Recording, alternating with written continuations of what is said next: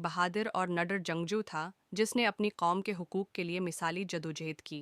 वो न सिर्फ ताकतूर बल्कि ज़हीन और हिकमत से भरपूर शख्सियत का मालिक था।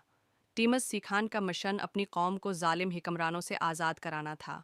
उसने न सिर्फ अपनी बहादुरी के जौहर दिखाए बल्कि दुश्मन को हिकमत और तदबीर के ज़रिए शिकस्त दी।